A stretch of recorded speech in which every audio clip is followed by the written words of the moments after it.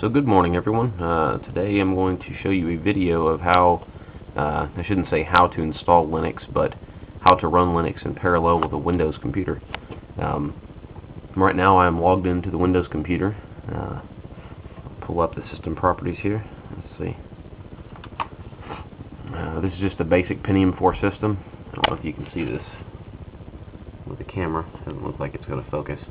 Anyhow, Pentium 4 system, 3 gigahertz. It's an old hyper-threading system from back in 2005. It's got one 2 gigabyte memory stick and 500 gig SATA hard drive.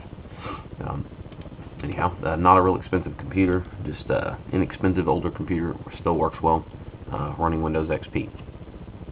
If you go to Ubuntu.com, which we'll go to that site real quick so you can see. And close out some of these other pages. Let's see, Ubuntu, maybe .org actually. Let's see. No, it is .com. Okay. There we go. From their site, they have download links to download a CD image. Looks to me like you would just, well, you click right here on their homepage, download Ubuntu. Select what version you want, 32-bit, 64-bit. The latest release is 10.10. Looks like they're still supporting 10.04. I'd suggest going with a previous version, less bugs. Not that there's very many bugs with Linux in the first place. Ubuntu is a real good operating system to start with, very similar to Apple Computer. Anyhow, you download this by clicking here, save the CD image to somewhere in your hard drive. Just put in a blank CD, not a DVD, and use your CD burning software to burn it to a disk. Once the disk is burned, you can run it from within Windows like an application, just like you'd install Office. Once it's installed, you will have under your installed programs, let's see if I can find it real quick. Sorry, I have a lot of things installed here. Just a second. Firefox. Come on, where is it?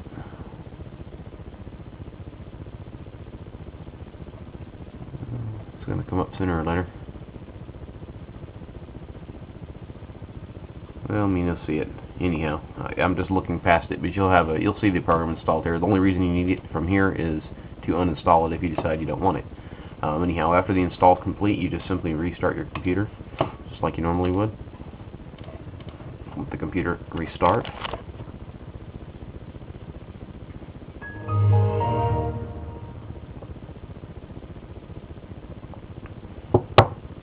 Lovely Windows logo, makes a pretty noise. I have a feeling that once you use Ubuntu a few times, you may stop using Windows entirely. It's a very stable, fast operating system. It's very clean, looks nice. It's going to make you feel like you're using more like an Apple computer than a Windows computer. Anyhow, my computer reboot here. There it goes. This software runs very well on older systems too. It's able to utilize older hardware better than some of the newer softwares that are out.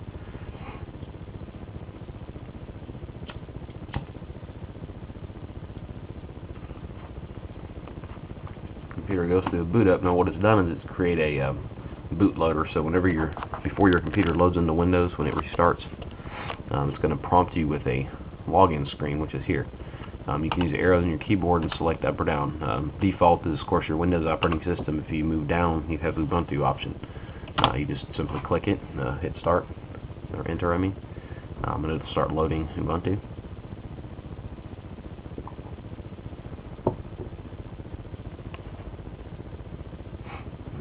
Looks like it's just showing the type of file system that's on the hard drive currently. It's a NTFS file system. It shows some partition information, and it starts to load the Ubuntu software. And that doesn't normally come up. I just had to power my computer down last time without going through the shutdown process, so I wanted to check the hard drive. Now I've already created an account here, so you just simply hit enter. Whenever you first set up Ubuntu inside Windows, it'll ask you to create a username and password, which I've already done here. Simply push enter.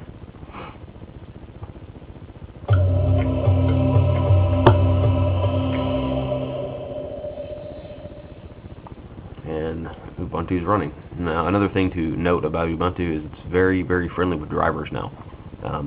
There's very minimal drivers you have to go retrieve. Most of the drivers will install automatically, and if they don't, it's generally not because they're not available. It's because they're not open source drivers. They're proprietary drivers, which will still work, but you have to agree and activate them first, just due to the manufacturer of the hardware driver components requirements. You have to agree to them, and I'll show you where you get to that. To check your system drivers, though, you would just click System up at the top left. Again, all this is very similar to Apple. Not exactly. Apple is to some manner based off of the same software. It's a Unix core, so from what I hear it is, at least, which maybe makes sense why they make it look this way. I'm not sure, but it is a very intuitive layout. You still have a trash can at the bottom right. You don't have the dock bar per se like you do on Apple, but you have a taskbar at the bottom, so it shows open running programs. Update Manager is open right now, actually. Telling me there's some updates I should install, which we'll do later. I don't need to do that right now. Under Applications at the top left, all your basic applications, accessories. You have calculators, CD, DVD creator, character maps, so on and so forth. Lots of useful applications. Games, there's games. There are a tremendous amount of simple, just fun little, like solitaire or games of that sort, available for Linux and Ubuntu, that you don't have to pay for. None of this stuff costs anything. There's graphic software, GIMP image editors. It does come whenever you install it with OpenOffice, which is the open source equivalent to Microsoft Office. It also comes with Firefox web browser. By default, I've added Opera web browser and Google Chrome, which are both available on the Ubuntu platform.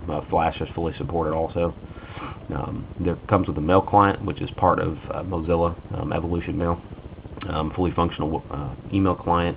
It'll run Microsoft Office, not Office, I'm sorry. It'll hook up to Exchange servers. You've got IMAP, POP3, so on and so forth. So very functional in that manner too. Sound and video, you get your basic movie player. I'd highly suggest downloading a VLC media player.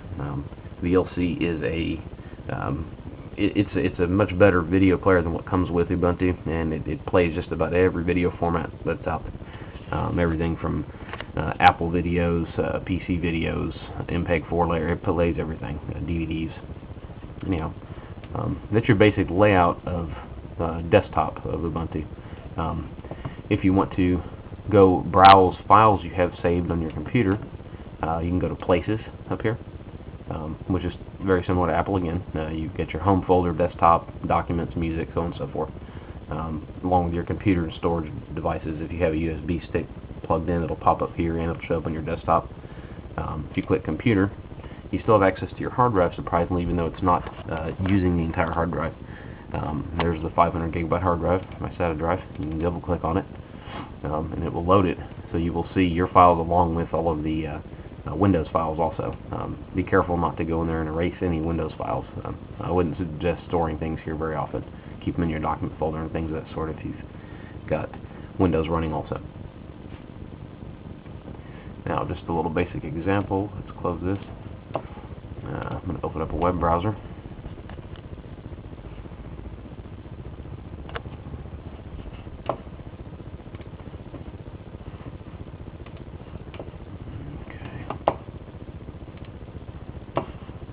Resize this window. I don't want it to take up the whole screen like that.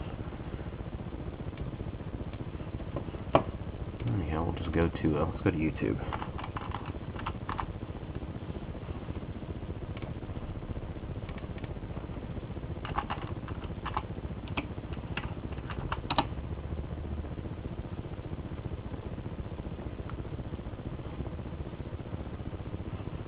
So you can see how the computer browses. It browses very well.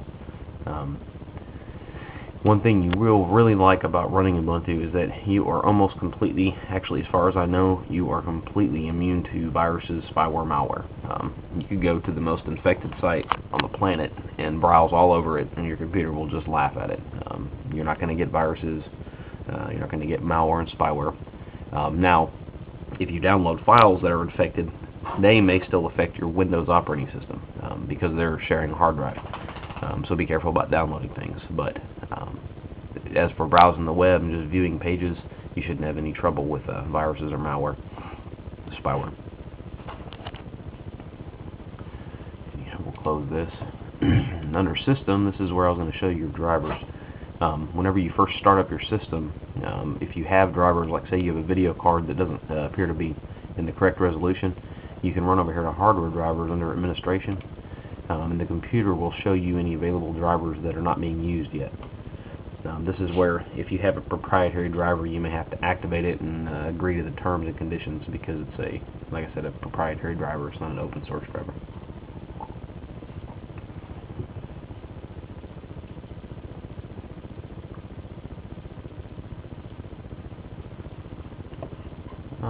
This is just saying that my driver is activated. This is for my NVIDIA video card.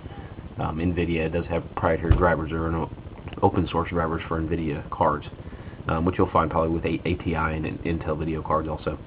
It was very simple though. When I first ran the system, logged into it, I just simply opened this window, and this, instead of saying the driver is activated, says there's a button here that says activate. So you just activate it, and it'll search, download whatever files it needs automatically, and then it reboots. So it's a very straightforward, simple way to handle your drivers. There's no searching and going to different websites and trying to find the correct executable files or DLL files. It's all made real simple. And again, this is all open source software. It's all free. You know, donate if there's any organizations you can donate to. I encourage you to, because this is great software. I've been using this for a while, but overall, it's more stable than Microsoft software, and it's different in the manner of how it works. You have to kind of you have to get used to how it works, because it doesn't function like Windows does. But if you're interested in maybe at some point buying an Apple computer, I'd suggest downloading and installing this on your PC if you currently have one, just to kind of get a feel for how it's laid out. The way files move around and menus drop and things of that sort are more similar to Apple than Microsoft products. So it'll kind of transition you from one to the other if you're wanting to do that. And you may end up liking this completely and don't even want to go buy an Apple computer. Up to you entirely. Anyway, thanks.